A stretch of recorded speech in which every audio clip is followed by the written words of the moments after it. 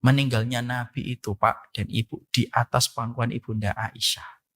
Ini hadis paling indah dalam masalah keluarga. Kenapa Nabi Muhammad tidak meninggal di perang Badar? Kenapa Nabi Muhammad tidak meninggal di perang Uhud? Kenapa Rasulullah tidak meninggal di Masjidil Haram? Tidak pula meninggal di Masjid Nabawi? Allah mampu nggak menjadikan Nabi Muhammad meninggal di tempat-tempat terbaik dan teristimewa itu dalam panggung sejarah kehidupan Islam? Mampu, kecil, kun fayakun jadi.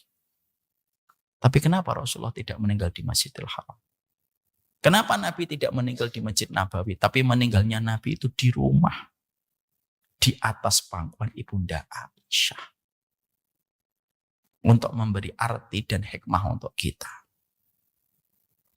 Puncak rahmat seorang laki-laki dan seorang wanita itu. Mereka saling meridhoi sebelum perjalanan akhirat dimulai.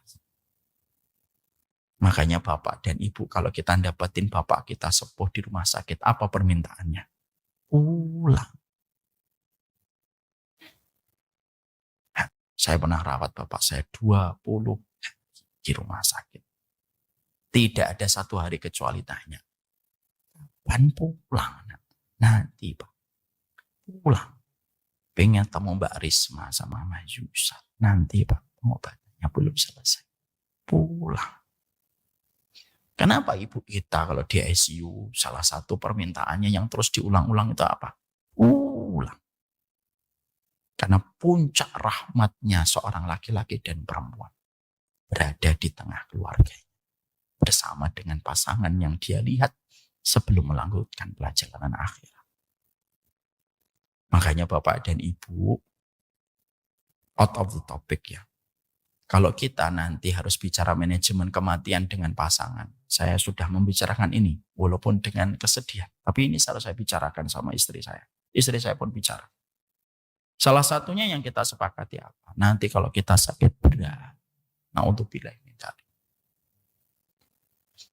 Dan dokter sudah setengah melepas tangan dan angkat tangan, setengah angkat tangan. Pulangkan saya saja.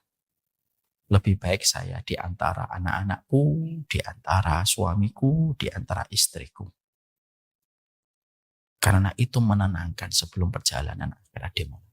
Daripada suara-suara menakutkan di ruang ICU.